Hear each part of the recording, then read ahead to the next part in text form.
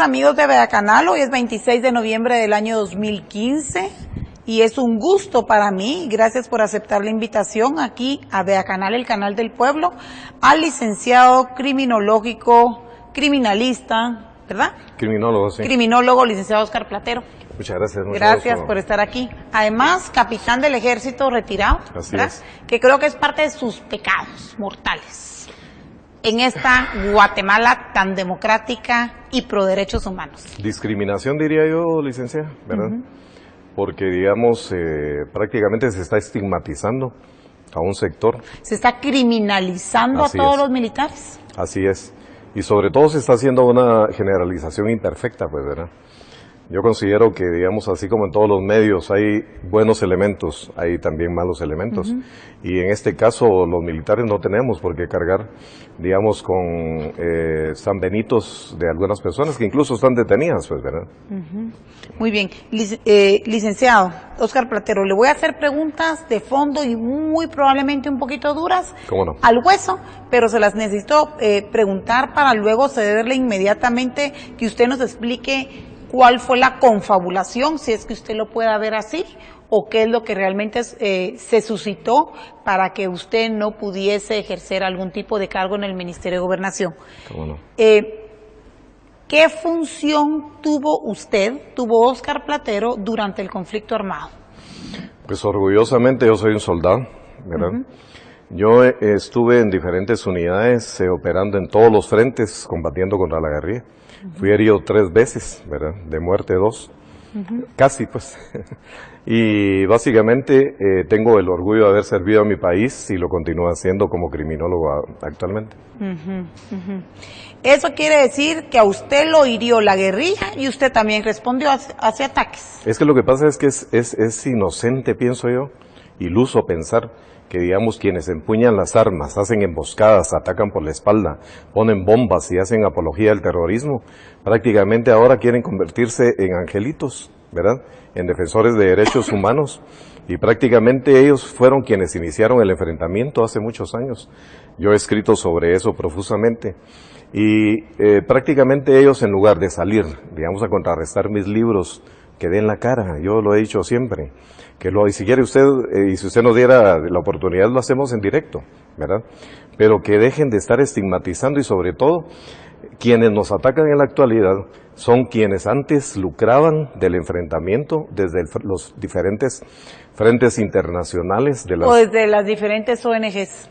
Sí, es que el frente, cada organización terrorista antes tenía prácticamente un frente internacional. Esa gente se mantenía en Europa, se mantenía en México, se mantenía en Nicaragua, España, etcétera. Entonces ellos prácticamente empezaron a canalizar recursos para las organizaciones. Cuando finalizó el enfrentamiento se les acabó el negocio, supuestamente.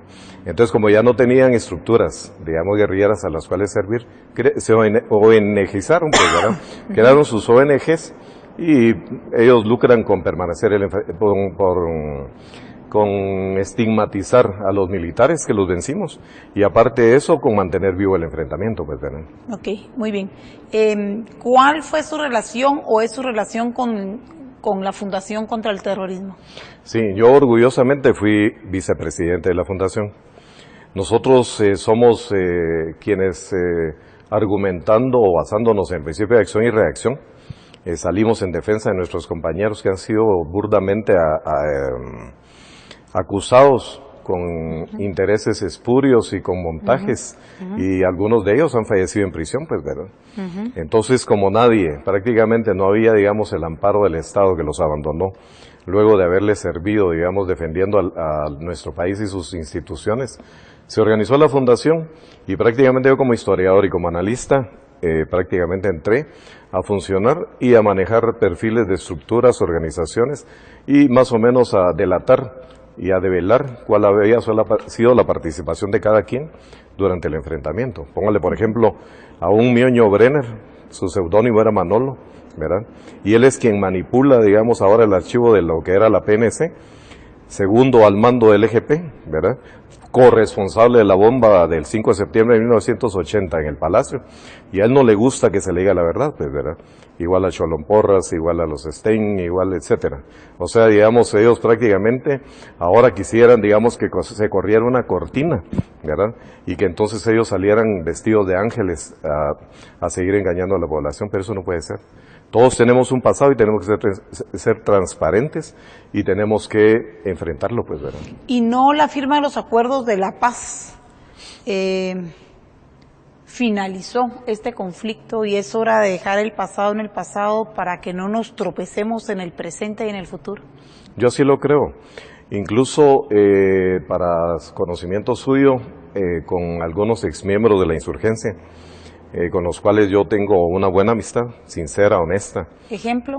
Por ejemplo, el capitán Hernán, por ejemplo, el capitán David, ¿verdad? El capitán Hernán es un combatiente emblemático, ¿verdad?, del Frente Javier Tambriz. Él prácticamente era quien dirigía ese frente y lo dirigió bajo la orden de Pancho. Cuando Pancho no estaba, él era Pancho Palmalón. Lo mismo sucedió en el caso de Santiago.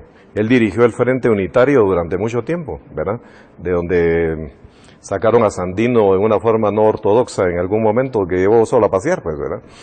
Entonces, a ellos no les gusta que se les diga la verdad. Y digamos, póngale, por ejemplo, en el caso de David, fue comisario político, ¿verdad?, de las FARC, también el Frente Unitario. Y todos, ¿han logrado, después de la firma de los acuerdos de la paz, ser amigos? Por supuesto.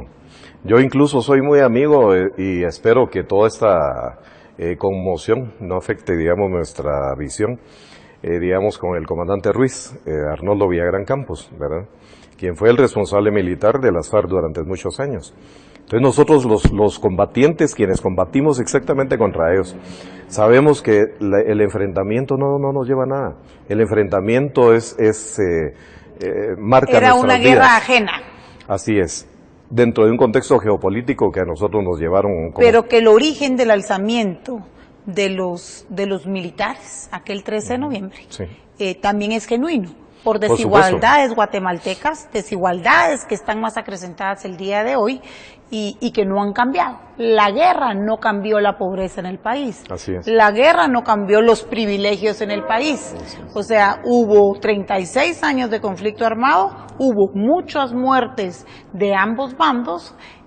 Naciones Unidas le registra a la guerrilla más o menos la responsabilidad entre 3 y 5% de toda la sangre que corrió y las muertes, y el resto se lo da al ejército. Pero fíjese, Pero eso no cambió la realidad del país, porque hay hambruna, hay pobreza, hay extrema pobreza, hay desnutrición crónica, etcétera. Pero fíjese, licenciada, que en el primer tomo, mi libro, mi compendio, se llama Las batallas por Guatemala. Son 7 tomos, de los cuales he presentado 3. En el primer tomo tengo otros 2 listos ya. En el primer tomo yo hago ver, digamos que póngale, por ejemplo, a lo largo de nuestra historia, por eso se llama antes, durante y después del enfrentamiento armado interno. Digamos, no, sin el contexto histórico, sin el marco histórico, no podemos entender todo lo que ha pasado. La caída de Arbenz, la invasión del 54, el 13 de noviembre del 60, que no fue ideologizado, pues, ¿verdad?, sino fue una rebelión militar en contra de la corrupción de Idígoras. ¿Verdad? Entonces, básicamente, eso... En contra del Tarambana de Idígoras. Ha sido repetitivo la lucha, digamos, de oficiales del ejército en contra, digamos, de excesos y de corrupción, ¿verdad? Y eso la historia lo demuestra. Muy bien, vamos a ver. Alguno de mis amigos de izquierda me criticaba ayer que qué lástima que Vea Canal le diera la oportunidad a gente como Ricardo Méndez Ruiz de que vengan a hablar. Yo le debo de recordar a mis amigos de izquierda que este canal es la voz del pueblo de Guatemala. Y el pueblo de Guatemala está hecho por una gran miscelánea.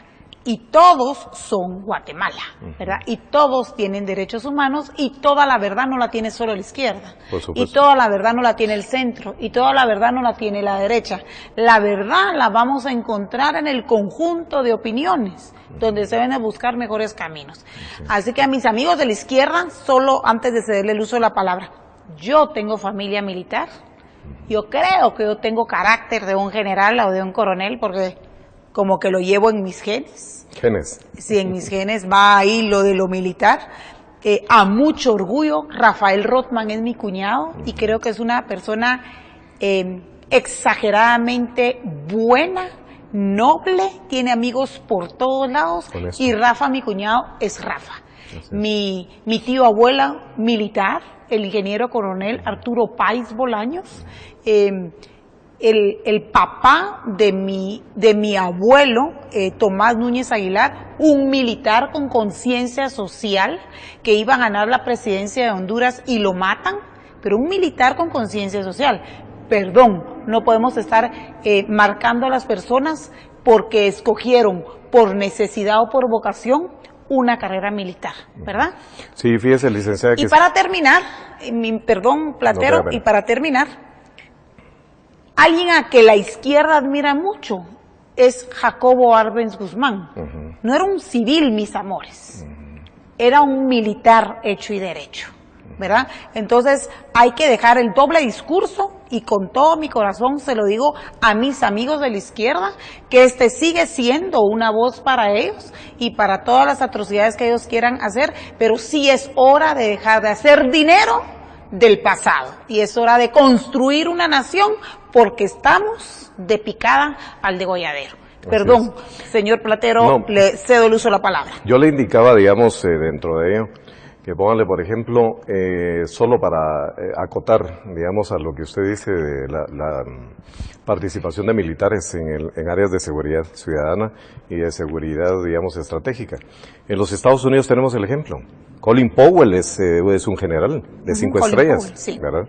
Sí. Y así tenemos, Eisenhower fue presidente. Y no por eso fue un mal presidente. Entonces todo ello, digamos, los amigos del norte, ¿verdad? Básicamente nos han dado la pauta de hacia dónde, más o menos Perón fue un militar y es adorada su figura aún, digamos, en la Argentina, ¿verdad? Aún con sus luces y sombras, pues, ¿verdad? Pero a lo que me refiero... Chávez fue un militar, así es, con sus aciertos y desaciertos. Así es, entonces no es cuestión de gremios, es cuestión de personas y de principios, ¿verdad? Chávez. Aquí sí. La izquierda adora a Chávez. Sí. Señores de la izquierda y su hipocresía, pudiese pensar yo, adoran a Chávez y adoran a Jacobo Arbenz, pero odian a los militares, y los dos fueron militares admirados. Sí, entonces, como que hay un doble discurso para lo que conviene. Así es, y fíjese que, digamos, póngalo por ejemplo en este caso, lo que generó toda esta controversia, ¿verdad? Es el hecho de que su servidor haya sido nombrado como subdirector de la DIGISI. Yo quisiera contextualizar y quisiera comentarle, digamos, a la población, a sus oyentes. Yo sé que se ve por todo el país, ¿verdad? Me han hecho buenos comentarios las pocas veces que he tenido el honor de estar acá. Y el hecho es que, digamos, yo quiero que ellos sepan qué es la inteligencia criminal, ¿verdad? Básicamente, ¿por qué? ¿Cuál es el motivo de tanta baruca, ¿verdad? El asunto es que básicamente existen dentro de las fuerzas de seguridad. Las fuerzas de seguridad están organizadas, igual que el Estado, para velar por el bien común, ¿verdad? Ese es el punto de partida, en primer lugar. En segundo lugar, las fuerzas de seguridad civiles, ¿verdad? Tienen organismos de investigación policíacos, muy buenos, por cierto, como Panda, como el de IC, ¿verdad? Que, por cierto, les mando un saludo porque excelentes investigadores, ¿verdad? Tuve el honor de estar trabajando con ellos. Gente muy profesional, gente con mucho carisma, con mucha mística, con mucha entrega con vocación de servicio. Y lastimosamente las instituciones son buenas, lo que pasa es que las dirigencias, las cúpulas que las copan o las cooptan, prácticamente son las que están haciendo que haya fracasado, según mi perspectiva, hasta ese momento, digamos, la política nacional de seguridad. La inteligencia civil se inició como tal hace más o menos 7 años cuando nace DIGISI. Pero DIGISI prácticamente lo que tendría que hacer es hacer planes, manejar perfiles, hacer un análisis permanente y sistemático de las estructuras criminales que acosan al Estado de Guatemala, de los crímenes transnacionales, ¿verdad? Y dejar prácticamente las capturas, la ejecución prácticamente de ese trabajo a quienes les corresponde, que en este caso son los organismos de investigación de la Policía Nacional Civil. Eso ha faltado, eso ha fallado. Yo quisiera que quienes nos ven, que reflexionen y que vean que básicamente más de 3,000 muertes de pilotos se pudieron haber evitado, muchas muertes de pequeños comerciantes, muchas muertes de medianos comerciantes, de empresarios.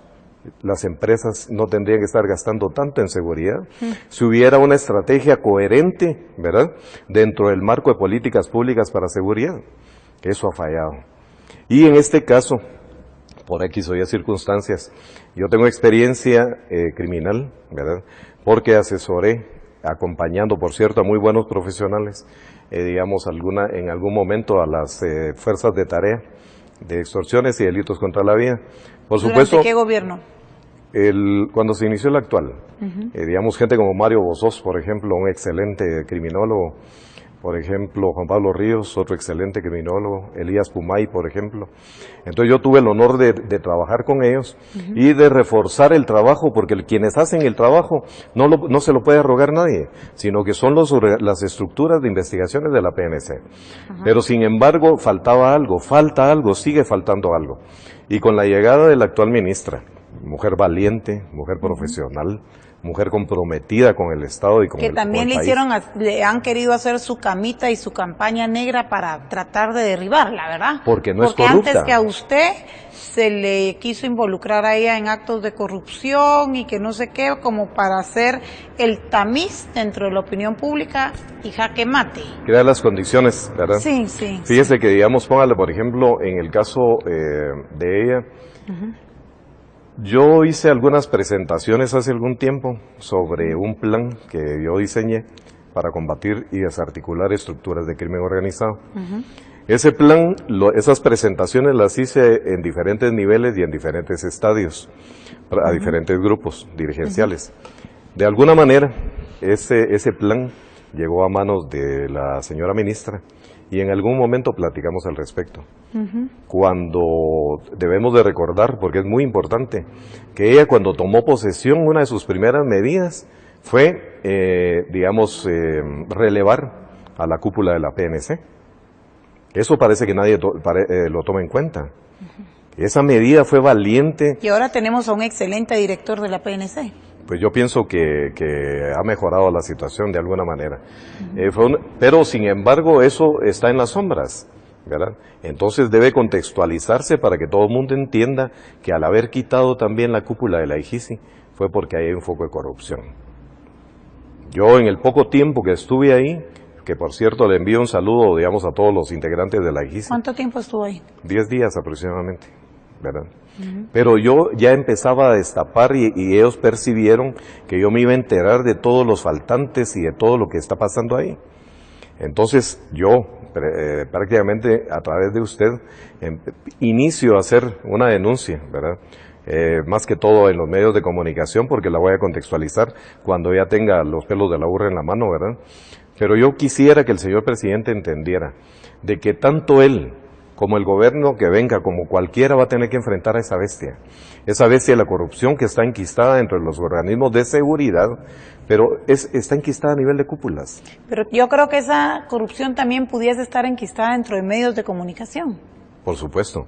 ¿O no? Así es. ¿O me equivoco? No, para nada. Y fíjese que, digamos, póngale, el embate que se dio contra su servidor está orientado desde 3 direcciones. Una la está orientando Emilio Francisco de Asís Pacheco Pilón, ¿verdad? Pero ¿cuál pudiese ser el interés de...? Yo lo conozco, sí. Yo conozco a Emilio Pacheco. ¿Cuál pudiese ser su interés? Porque yo lo denuncié, que él era el que hace 10 años, lo que ahora es la línea, el caso de la línea, yo lo denuncié hace 10 años. Yo hice una investigación profunda que, por cierto, creo que está ahí documentada. Pongámosla, por favor. ¿Quién auspició esa denuncia, esa investigación? Yo. 18 capturados operativos en la aduana. Eso fue... ¿Qué fecha fue eso, control? Pongamos la fecha, por favor. Agrandémoslo, 31 de julio del 2004, en la época del gobierno de Oscar Berger. El gobierno de los empresarios, se llamaba. Ajá, así entonces, se le decía. Póngale, por ejemplo, esa estructura era la foto superior, por favor, pongámosla. Esa estructura era de un árabe, ¿verdad? Que intentó cooptarnos, intentó, sobornarnos. ¿Nombre de qué? ¿Cómo se llama el árabe? Ahí está, pero no me falla la memoria en este momento. De los de 19 a 18 cae. Perdón, ahí está, mire, ahí lo llevan a él detenido. Ok, es Abel, por favor, acerquemos el nombre, Mirna.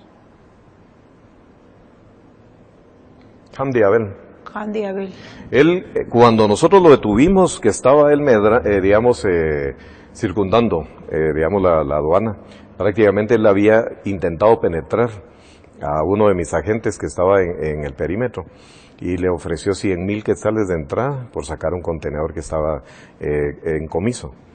Entonces le hicimos un seguimiento de la situación. Esa es otra denuncia que yo hice previo a, cuando yo estaba en funciones. Había una estructura que estaba coaligada, digamos, con un aparato interno de SAT, que estaban estafando a mucha gente porque sacaban vehículos que estaban en comiso, sacaban toda la mercadería que estaba en comiso y la vendían, incluso con gafetes de SAT, pues, ¿verdad? Y fueron capturados, o sea, no es que yo esté inventando nada, pues, ¿verdad? Eso fue una cadena de acontecimientos. Nosotros iniciamos una investigación a lo largo de todas las aduanas del país. Póngale, por ejemplo, ese es un análisis que hizo, sobre otras denuncias que yo hice, ¿verdad? ¿Esta es una noticia de qué medio de comunicación, Control? Me parece que es el periódico. Pero en ese momento, fíjese usted que bajo el paraguas de la Secretaría de Obras Sociales de la Presidencia, nosotros, mis investigadores se dieron cuenta y analistas de que había, un trasiego o una salida ilegal de contenedores desde la aduana central y desde las aduanas de Puerto Barrios y Puerto Quetzal. Entonces, con la figura de que eran reexportaciones, ¿verdad?, y rechazos de fruta, nosotros logramos contabilizar 1,778 contenedores en el término de un año. De un año. ¿Cómo así? ¿Qué pasaba con los contenedores supuestos de rechazo? Esos contenedores venían como que traían fruta, solo que hubieran inundado Kenia prácticamente de banano. ¿Qué traía ahí adentro? ¿Qué ahí era venían realmente? Supuestamente electrodomésticos, vinieron armas, vino de todo, llantas, pollo, de todo. ¿Y cómo entraban? Porque cuando hay un convenio con la Secretaría de Obras Sociales, prácticamente cuando son donaciones, venía con esa figura, entonces no pasaba ni a oír saquear a quienes tenían que fumigarlos y no les daban selectivo, sino que los sacaban los sábados después del mediodía, como sacan los fly normalmente. Se caía, entre comillas, el sistema de computación, ¿verdad? Y entonces empezaba prácticamente el gran convoy a salir. Eso incluso eran escoltados por patrullas de la policía que coordinaba Pacheco con las autoridades de esa época. ¿No le da pena denunciar a Emilio Pacheco? No, para nada. Para nada. Es cierto. Por una injuria. No, yo llevé un juicio contra él precisamente por injuria y por difamación y calumnia, ¿verdad? Porque él dijo en los medios, cuando a mí me notificaron de que se me rescindía el contrato, porque aparte es destitución y aparte es rescindir un contrato. Destitución es por faltas. Yo jamás he cometido una falta, por lo menos no he sido sancionado por ello, sino que se me ha rescindido contratos porque yo soy la piedra en el zapato para otras personas, pues, ¿verdad? Como lo que sucedió actualmente, ¿verdad? Ellos sabían de que yo iba a destapar una cloaca al interior. ¿Será que de esa usted cúpula. tenía la intención de verdad decirle al pueblo quiénes son los de la línea 2? Se me ocurre. Por supuesto. Yo incluso... ¿Y hay alguien o algunos interesados en que esos nombres pomposos no salgan a la luz pública? Yo más creo que en este momento no va por ahí la cosa, sino que yo más creo que, prácticamente es sabido por todos, incluso entre la fuerza policial se sabe, ¿verdad?, que existen algunas actividades sucias, ¿verdad? Existe corrupción, tumbes, ¿verdad?, y protección de drogas en rutas, etcétera, ¿verdad? Entonces ese tipo de cosas, prácticamente cuando la ministra toma la decisión de destituir a esta cúpula, porque la pregunta del millón, ¿por qué no fue uno? ¿Por qué no fue dos? Porque ese fue inteligencia, ¿verdad? ¿Por qué el segundo de inteligencia es un expandiero? O sea, ¿será que las organizaciones sociales y grupos de presión, ese es el perfil entonces que debe llenar y que debe a quienes dirigen la inteligencia civil del Estado? ¿O un criminólogo con experiencia que por el hecho de haber servido a su país en su momento como soldado, entonces ahora está estigmatizado, pues, ¿verdad? ¿Dónde estudió criminología?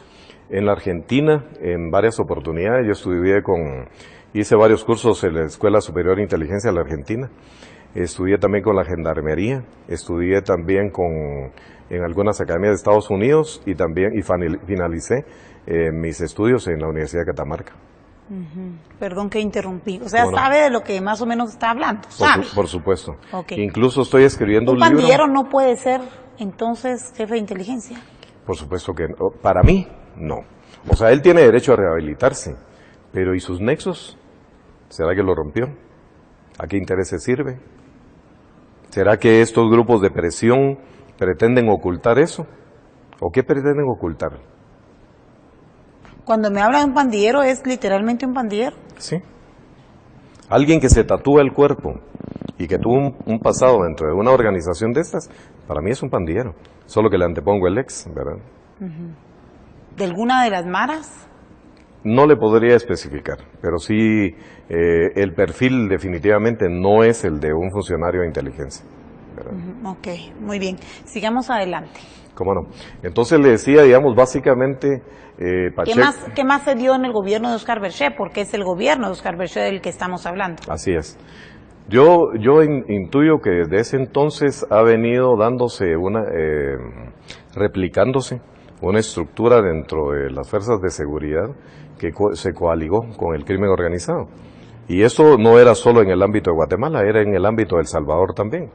Recordémonos que hubo hechos muy fuertes en ese entonces que denunció Giselle Rivera, ¿verdad? Y a ella nadie le puso atención, igual que yo, hasta una orden de captura le querían sacar para que no hablara, pues, ¿verdad? Sí. Entonces, la persiguieron aún en Costa Rica. Así es. Dalanese, aparentemente, según conversaciones que yo tuve con ella, yo me comunicaba con ella por Skype, me comentaba que ya ha terminado todo aquí, ella ya todavía la seguían persiguiendo en Costa Rica. Y fíjese, licenciada, que a mí, digamos, para tratar de formar una alianza estratégica para que hubiera credibilidad en mi rescisión, prácticamente me dicen que yo rechazo a la CICIG, ¿verdad? Yo lo que soy es un guatemalteco, un ciudadano y un profesional, que tengo el derecho de disentir, ¿verdad? Y el derecho de apoyar. Si no, el artículo 35 de la Constitución, ¿dónde está? ¿O será que nosotros... ¿Pone el artículo 35 control? Ajá. ¿O será que nosotros simplemente tenemos que acatar todo lo que digan los extranjeros en nuestro país y nuestra soberanía? Yo aplaudo la lucha contra la corrupción. Cuando vino Castresana, al señor Iván Velázquez, a quien yo le ofrezco mi apoyo si él así lo quisiera, yo le quiero dar unos nombres. Que pregunte por Ignacio Alcázar, sirvente, que pregunte por Carlos, que pregunte por el Sueco, que pregunte por Jesús Núñez y que le pregunte a ellos quién soy yo, ¿verdad? Y qué hice para apoyarlos. ¿Me está hablando de Jesús, el que era de la CICIG? Así es.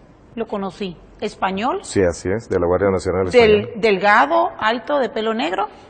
Pues yo ¿Pelo un poquito colocho? Así es, yo lo asesoré a él. Lo conozco. Cuando ellos vinieron sobre lo que eran las estructuras criminales guatemaltecas y el entorno.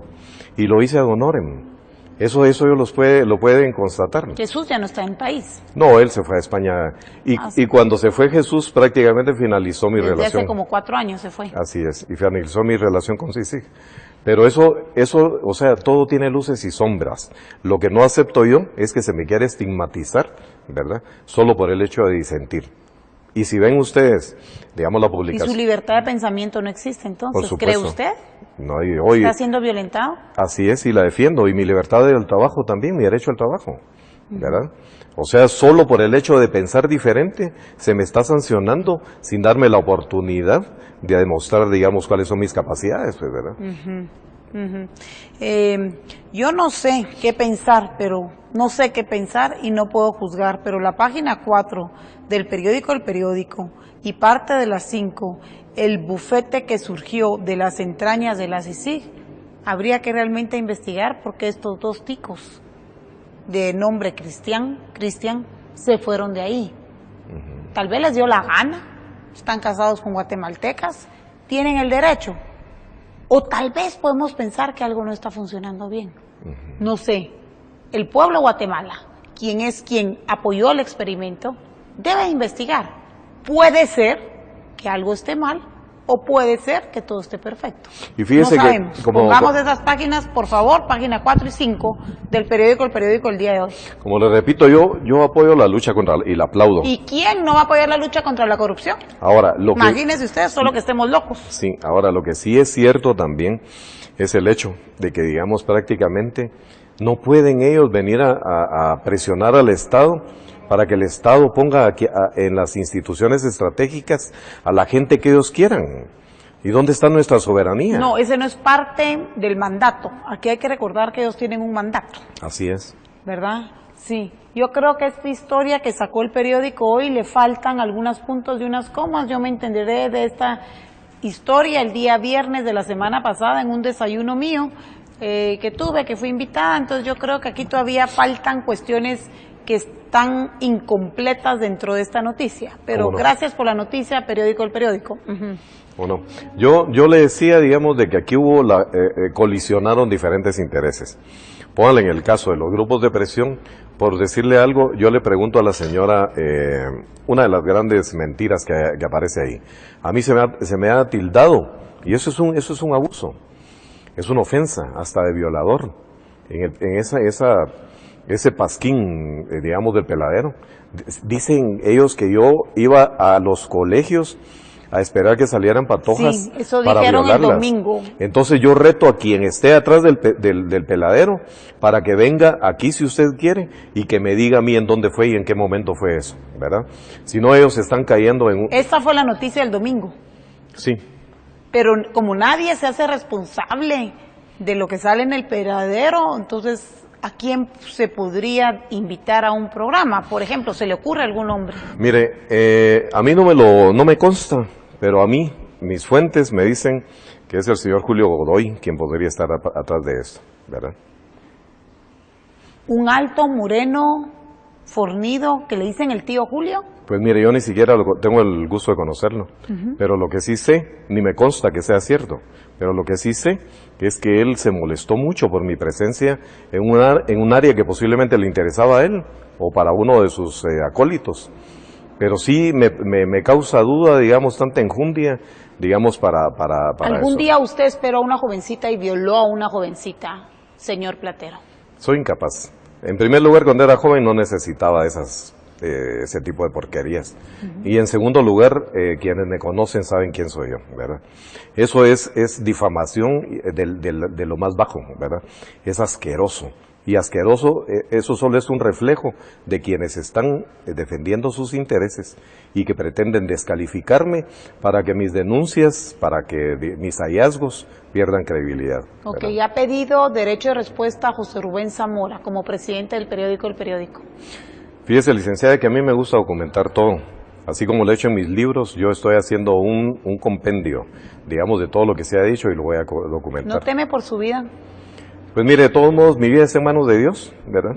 Yo lo único que le pido es, digamos, por mi familia, básicamente, pero yo soy un guatemalteco y estamos en un parteaguas histórico en el país y no podemos permitir que termine este gobierno y que se inicie otro gobierno sin desarticular esas estructuras Aún mafiosas. metidas en los medios de comunicación, en muchos. Así es, medios de Ok. comunicación y fuerzas de seguridad. Ok, pregunto, ¿a usted le están haciendo bullying o lo están dañando emocionalmente porque no lo dejan chambear? Mire, yo siento que se está violando un derecho, ¿verdad? Porque yo lo que quiero es trabajar honestamente, he estudiado mucho durante muchos ¿Cuánto años. dinero hizo Nasat en el gobierno de Oscar Berché? ¿Cuántos millones logró acumular y cuántas caletas tiene? Perdón, pero esa es la moda. Quien llega ahí llega a huevear y a hacer caletas. Nunca he visto una y no sé, tal vez un hoyo. Yo entiendo caleta, un hoyo que cavan, cementan. No sé, ¿cómo hacer una caleta? ¿Cuántas tiene usted? Pues yo en todo caso creo que esto se lo deberían de preguntar a Pacheco y a quienes lo pusieron en ese lugar en ese entonces. Fíjese usted que prácticamente hace poco salió en el peladero también un documento que habría que chequear su autenticidad, en donde él en este momento sigue defendiendo a los de la línea. ¿Quién? Pacheco. Él se lo dirigió a la señora ministra, en donde él solicita que cambien de cárcel a uno de los detenidos por el caso de la línea. ¿Qué se esconde atrás de ese interés? La pregunta del millón. O sea que se ha mantenido vigente en ese tema aduanero durante todo este tiempo. ¿Por qué Juan Luis Florido desapareció el expediente que tenía más de 3,000 folios que yo hice? ¿Cómo así, perdón? Esa parte sí me interesa y creo que le interesa a la gente que nos monitorea de CICIG, Embajada Norteamericana. Atención, saludo 1 y 2. ¿Cómo es? Yo hice un expediente que Edgar Gutiérrez, digamos en otra nota por ahí, en su momento. En el IMNUSAC. Edgar Gutiérrez ya estaba en IMNUSAC. No, me parece que era, no sé qué Guatemala, Proyecto Guatemala, algo así. El asunto es que él vio el expediente, digamos, y la acusación que yo hice. Y él ahí prácticamente hace una apología, o reconoce, ahí está, ver, prácticamente. Él dice, si lo subimos un poquito, si me hiciera la caridad, en donde él dice prácticamente que es una investigación muy completa, ¿verdad? Que eran 11 juegos de documentos con más de 3,000 páginas, ¿verdad? Y yo documenté uno por uno el RTU de cada contenedor, ¿verdad?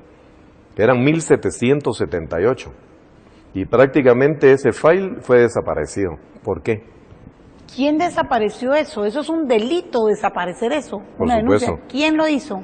Mire, ¿A quién se le entregó usted? ¿A yo lo pasé, ¿A una recepción del MP o a una alta autoridad del MP? No, yo lo pasé por todo el proceso con una cabeza de denuncia, fui acompañando documentos, le di cuerpo a la investigación y prácticamente yo le hice un seguimiento. El problema fueron jugando a que se fuera desapareciendo prácticamente, fuera pasando el tiempo, pues, ¿verdad?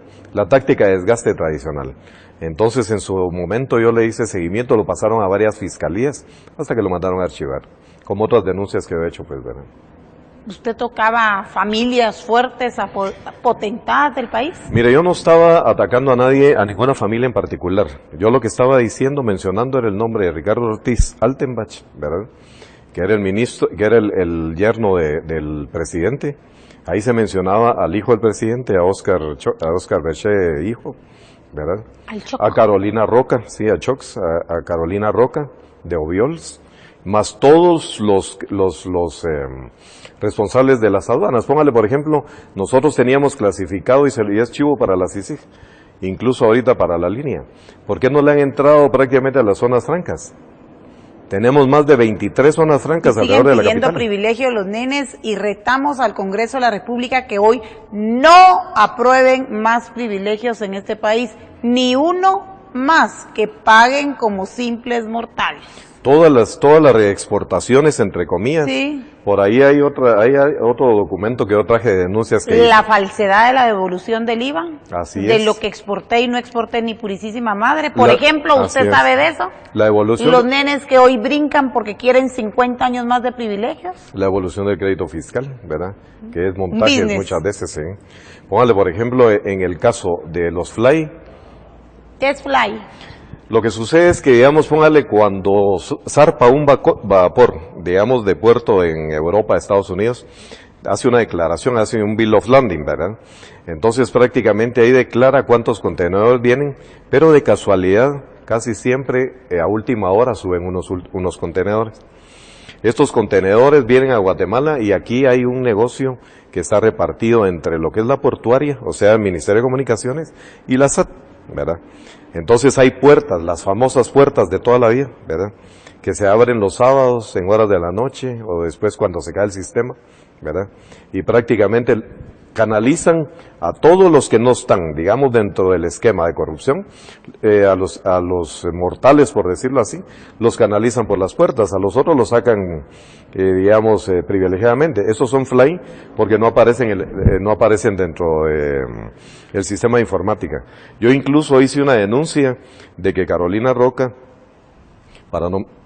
prácticamente contrató a un ingeniero peruano, de Oscar Camacho, si no mal me recuerdo, y él básicamente era quien desde afuera de la institución, él manipulaba, digamos, prácticamente el sistema. O sea que esto de la línea viene aún desde hace años en gobiernos de empresarios. Y algunos posibles representantes o caibiles de los mismos, sin demeritar a los caibiles. por supuesto. No, yo lo que quiero dejar bien claro es que esto no corresponde a instituciones ni a grupos empresariales. Esto corresponde a mafias que se han enquistado en las instituciones, ¿verdad? Y que son cooptadas por malos empresarios, por malos militares, por malos, etcétera, ¿verdad? Civiles. Civiles. Profesionales. O sea, esto es cuestión de principios, no es cuestión de profesiones, pues, ¿verdad? Pero el esquema es muy grande. Yo incluso le diría cuando... ¿Cómo es su relación con la potencia? Pues yo he respetado siempre al pueblo de los Estados Unidos, ¿verdad? Creo que el Departamento de Estado en sus diferentes épocas ha jugado un papel protagónico a nivel mundial y creo que debe haber un respeto en la relación de ambos países, ¿verdad? Porque nosotros no somos una colonia, nosotros somos un país que con gente con mucha dignidad, ¿verdad? Y por supuesto yo he colaborado con ellos. Yo platicaba hace poco estando en Dijisi precisamente, ¿verdad? Digamos, con representantes de las diferentes estaciones, de las diferentes agencias, ¿sí? Y yo les hacía ver los casos en los cuales he trabajado colaborando con ellos. Porque el crimen transnacional, al igual que con ellos, se colabora con Interpol, al igual que con ellos se colabora con todas las agencias de seguridad mundiales. Fíjese usted que ahorita nosotros pretendíamos formar en Dijise un departamento bajo la férula de inteligencia, ¿verdad? De la estructura de inteligencia, un departamento antiterrorismo, ¿verdad? Lo que está pasando en Francia ya está pasando aquí. Y hoy detuvieron a un joven de 18 y otro 24 años en el aeropuerto, albanos con documentos falsos griegos. Así es. Venían a Guate. ¿Para dónde iban? Así es. Qué bueno que los detuvieron. ¿Para dónde iban? Uno de 18, otro de 24. ¿Será que rumbo México y caminar por un desierto llegar a Estados Unidos? O sea, ¿qué es lo que está pasando? Porque Guatemala también es frontera de eso. Albanos con pasaportes falsos fueron detenidos en el aeropuerto. Pongamos el rostro a cada uno de ellos. Ajá. Yo les hacía ver que, póngale por ejemplo, nosotros tenemos solo en la frontera mexicana más de 110 pasos ciegos. Entonces, básicamente, esto no se va a poner ni a que pusiéramos todos los soldados agarrados de las manos. Esa no es la solución, esto es inteligencia. Sí, es con inteligencia. Inteligencia es lo que ha fallado aquí, ¿verdad?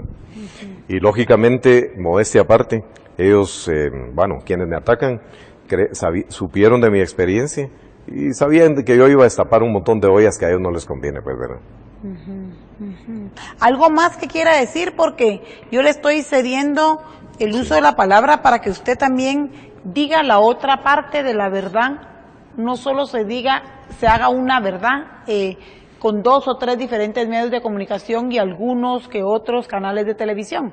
Yo creo que usted como persona tiene todo el derecho de poder exponer su verdad al pueblo de Guatemala. ¿Cómo no? Yo le hago un llamado a la población, a quienes nos ven, digamos, en el interior y aquí en la capital, para que reflexionemos. ¿Qué es lo que queremos del país? ¿Vamos a seguir siendo chantajeados por pequeños grupos de interés? ¿O en realidad le vamos a entrar al hueso a lo que es combatir al crimen organizado? Ya no pueden haber más extorsiones. Ya no puede haber más un sistema penitenciario que está de rodillas cooptado por el crimen organizado. Cuando yo estuve de asesor ahí, del despacho, hicimos una investigación, un trabajo de inteligencia y logramos ubicar más de 53 bandas que operaban desde los penales. Eso no puede seguir siendo así. Y están jugando a bloqueadores, están jugando a tecnología, pero esos son grandes negocios y todos lo sabemos. Entonces la solución es con cámaras Mickey Mouse, la solución no es con tecnología, esas son herramientas. Lo que necesitamos son redes de inteligencia, lo que necesitamos es buen análisis y lo que necesitamos es la decisión de salir al paso a estas estructuras criminales, ¿verdad? Muy bien, gracias señor Platero por haber venido. Es un placer. Yo creo que es mi primera vez que lo entrevisto. Ha estado aquí en otros programas, ¿verdad? Así es, pero la nuestra es la primera. Esperemos que la verdad se haga firme. Esperemos que cualquier tipo de red que opera sobornando medios de comunicación también sea visible. No se vale así. Así es. Creo que no se vale así. A todos nos cuesta. Y no se vale así defendiendo causas indefendibles, sí. No se vale defendiendo nombres de familias de 50 o 60 años de fortuna, que no tiene nada de malo hacer fortuna. Lo malo es los métodos que se han utilizado para crear las fortunas. Alguien dice por ahí que detrás de toda gran fortuna hay grandes crímenes y muy probablemente eso es cierto. Y como aquí está de moda hablar en contra de la corrupción, ahí en esas grandes familias también hay corrupción, Sí. que legalizan su corrupción con privilegios y con leyes desde el Congreso de la República. No se vale. A los Estados Unidos les quiero pedir, por favor, enérgicamente, que ya hay un plan trazado aparentemente a lo que llegó a mis oídos. Van detrás de banqueros, blanqueadores y narcotraficantes. Comencemos a sanear este país. Así es. Si hay que darles en el hueso de la guillotina, aquí todos somos parejos ante la justicia y ante las leyes nacionales y tratados internacionales. Si hay malos guatemaltecos banqueros, sabemos que hay un grupo ya de norteamericanos aquí en el país esperando órdenes o finalizando temas, ajustando para terminarles de caer. Cáiganles, es el mejor regalo de Navidad o de los Reyes Magos que nos pudiesen dar. Bendiciones, sigan en sintonía, nos vemos el día de mañana.